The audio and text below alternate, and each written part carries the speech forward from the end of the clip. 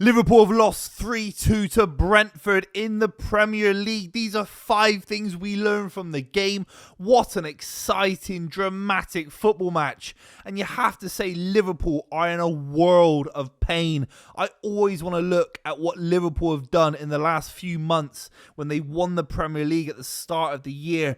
Going into this campaign with some brilliant summer transfers. I want to be positive about what Arne Slot did last season. Going into this game and then watching the first 45 minutes, it was embarrassing. This Liverpool side are in a world of pain. They lack a fundamental identity, and there were some decent performances littered in there. Okay, I'm going to talk about the Salah goal in a minute, Dominic Szoboszlai as well. But you have to say, an overview of Liverpool right now.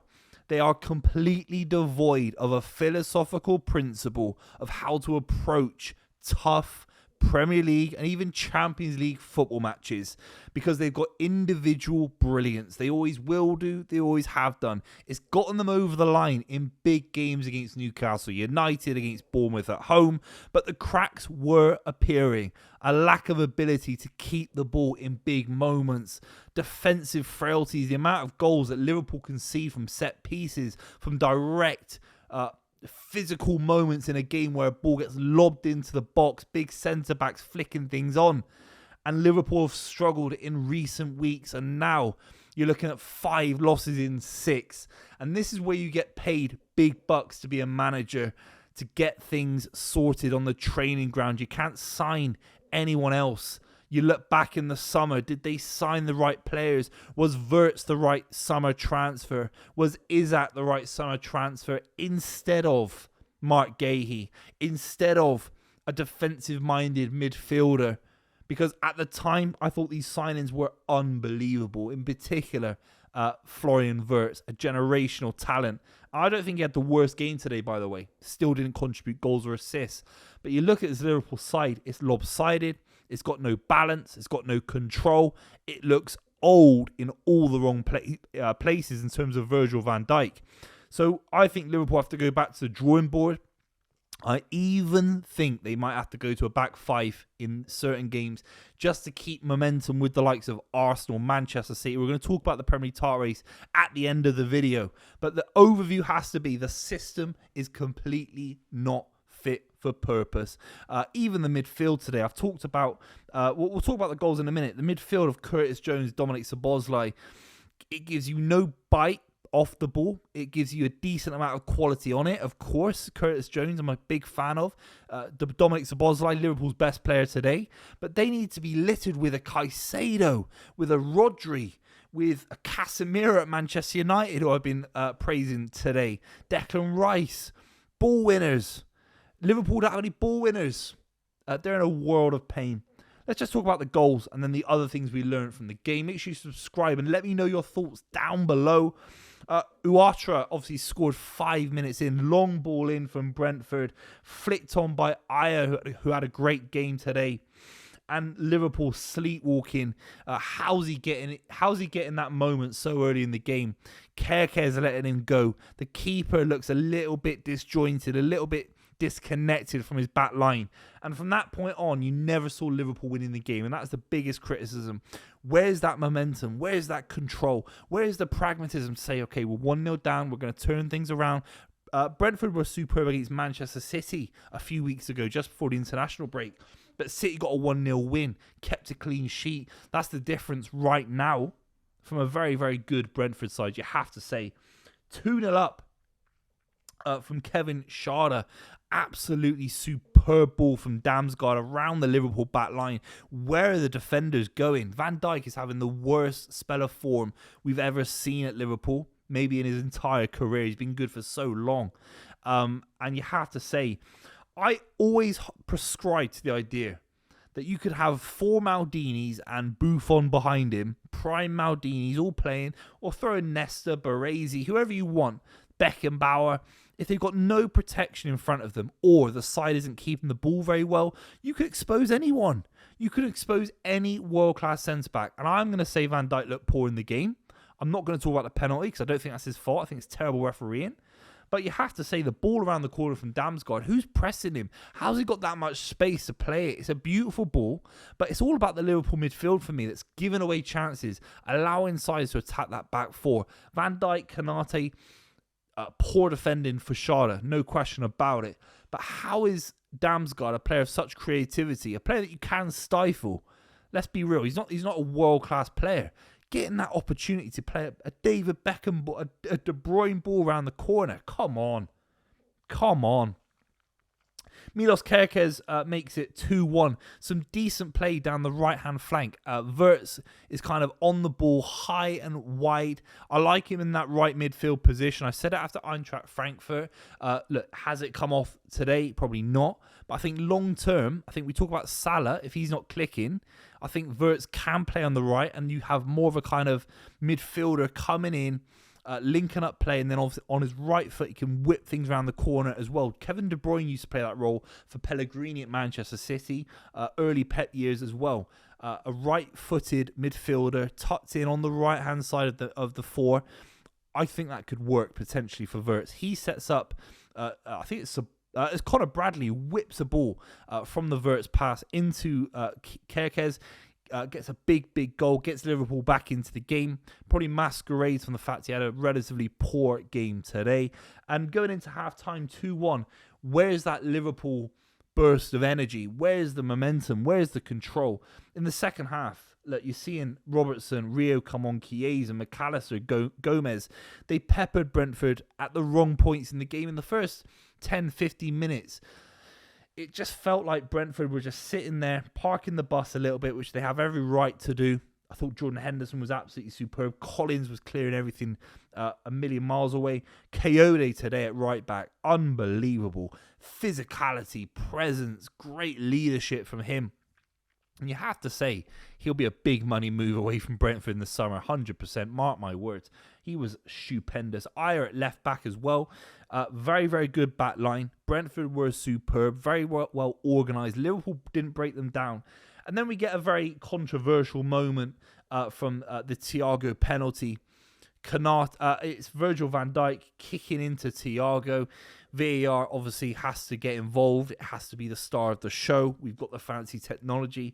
Obviously, these incompetent lads running British football have to get involved and have their moment. It's on TNT Sports. They want to be star of the show. I think maybe the referee can call it as a penalty straight away, and that's his decision. Maybe. Even then, I'd be dubious about it. But VAR re-referee in that moment, it looks 50-50. I think he's kicking a bit of Van Dijk. I think it's vice versa. I think it's an utter disgrace to the Premier League what VAR has introduced, re-refereeing. And the referees today, Simon Hooper obviously pulls a hammy because he's not fit enough. I don't think he'd pass the beep test. And then Tim Robertson comes in, looks like your fill-in teacher at class, no respect. What's he doing refereeing a Premier League game? He looks like he's just been pulled off the street. He had no control of the game. I thought he was an absolutely shocking ref and nowhere near the level needed for this kind of big game. And by the way, I'm trying to be as balanced as possible. He's given Liverpool 11 minutes of added time, an utter disgrace. Thiago scores his penalty. No one has scored more goals in the Premier League this season than Thiago, except for Erling Braut Haaland. It was a good little penalty down the middle. And then we have to talk about the Mohamed Salah goal. I thought Salah had another poor game, another moment where Salah isn't taken off. He has no idea what to do in terms of Salah having poor performances. How does he rotate people in and out? You can rotate Gakpo, you can rotate Ekitike, Wirtz, Isak, all down the middle. Even Rio and Chiesa getting moments at different points down the middle on the left. But Salah plays every game. He stinks the gaff out. He hit Rosette about 50 times. The old Brentford fans sat at the back, getting hit on the head by a Salah strike. He had a poor game, and then out of nowhere, He gets an unbelievable ball from Dominic Szoboszlai, who intercepts a pass out to Christian Ayer. It's a great pass from Dominic Szoboszlai with great pace, great venom into Salah, who controls it with his strong foot, smashes it past Kelleher with his weak foot. It's an unbelievable goal. It's a world-class goal. Simple as that. And Salah gives Liverpool an opportunity. PGMOL give Liverpool an opportunity to get back in the game. If Liverpool deserved it, I'll be saying it in this video, but they didn't. And Brentford had to hold out for 11 minutes. Even the referee giving the keeper, Kelleher, I think he booked him as well, but for delaying the game. It felt a touch punitive. A corner came from it, and obviously Liverpool didn't score from it. You have to say Brentford were unbelievable. Henderson was superb. Van der Berg was unbelievable. The whole back line was superb today. Damsgaard, Thiago, they got a decent side there. There's no way in hell these lot are getting relegated. As long as the main lads get fit, stay fit. Jordan Henderson was absolutely superb. We have to look at Liverpool. I thought Dominic Szoboszlai was one of the shining lights. Ekitike was quiet. And I think he has the right to be. I think if he's playing more matches than he has been, the last couple of weeks rotated and substituted unfairly. I've said about it on this channel many, many times. He can go to Brentford, play against a really tough back line, actually hold his hands up and say, yeah, this is difficult for me. I'm just coming back into the fold. I'm just getting back to it. Ekitike should have played every minute of every game going into this run-in for Liverpool. And I think Liverpool could have had better results. He got unfairly taken out of the side at key moments when it's early in the season. You don't need to rotate Isak in there this desperately. And I think Ekitike looked a little bit off of it. Didn't have his best game. I think he's entitled to. He has to warm back up again because Isak's got injured. That's my take anyway. Wirtz was quiet. I liked his little ball into the Conor Bradley for the Liverpool goal. But apart from that, this Liverpool side are devoid of a philosophical idea of how to approach your football matches. You might not like the way Arsenal do it. You might not like the way Manchester City have done it in the past. Even Ruben Amorim, I'm not a big fan of 3-4-3. I never have been. I don't think it leads you to major success in Europe or winning the Premier League. But they are systems. They are physical. There are moments where Arsenal keep the ball beautifully well. Liverpool don't seem to keep the ball very well. They're not physical. They seem fragile and brittle defensively. Konate and Van Dijk isn't quite working. They're being exposed by that midfield. I know McAllister's had injury concerns. Gravenberch's obviously not fit for the game today either. But there has to be something in either January, some sort of inclusion of Endo. I don't think Endo solves any problems, by the way. He's nowhere near the Liverpool level needed for that football club. But Alexis McAllister has to be brought back in and rushed back. And there has to be a system for a back five. Joe Gomez, Konate, Andy Robertson, Van Dijk, and then have Frimpong in there with Kerkez as one of the wing backs. That's how I think Liverpool have to proceed. Coming up, Palace, difficult. Villa, Real Madrid. And the Palace game's a League Cup game. Don't forget, Arne Slot got embarrassed by Eddie Howe against Newcastle United, a game that Liverpool, the most successful club in the history of the League Cup, they lost to Newcastle. They gave them their first trophy in decades. That's still on my mind. They lost in the League Cup finals at Eddie Howe. They got really smashed in that game as well. I mean, Salah had a poor game. So they'll be looking to rectify that against Crystal Palace.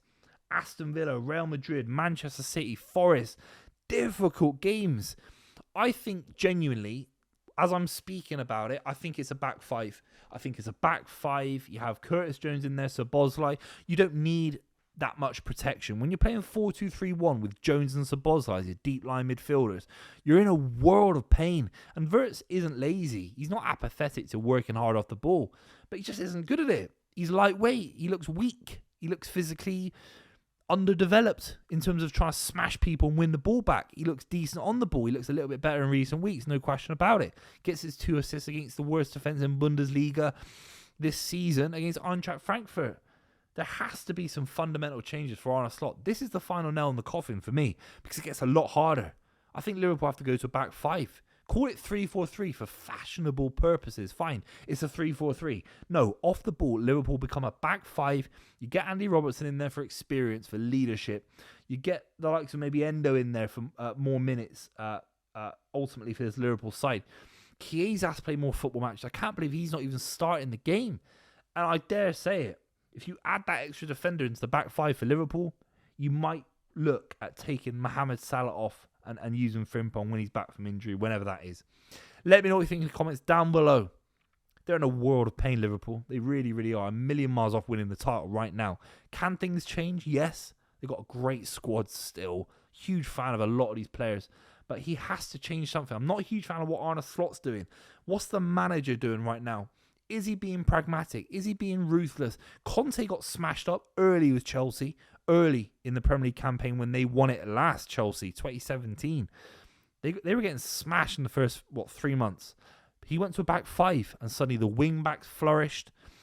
The likes of Hazard, Costa, Willian, they were narrow because the wing backs were bombing on. They had a lot of control in the middle. Kante and Matic, very different midfielders. Could you see Salah, Ekitike, Isak, all a little bit more narrow together in a 3-4-3? That could work. It's working for Man United, dare I say it right now, who are above Liverpool, which I can't believe. Arne Slot has to instill a philosophical principle that gives them defensive security, more control on the ball, more ruthless with the front three. Pick your front three. For me, it's always going to be Ekitike down the middle. Salah, of course, starts. Pick your left player, and after 60 minutes, have these players ready to go. Chiesa can fight for a place. Rio can fight for a place. It feels a little bit choppy, a little bit changey.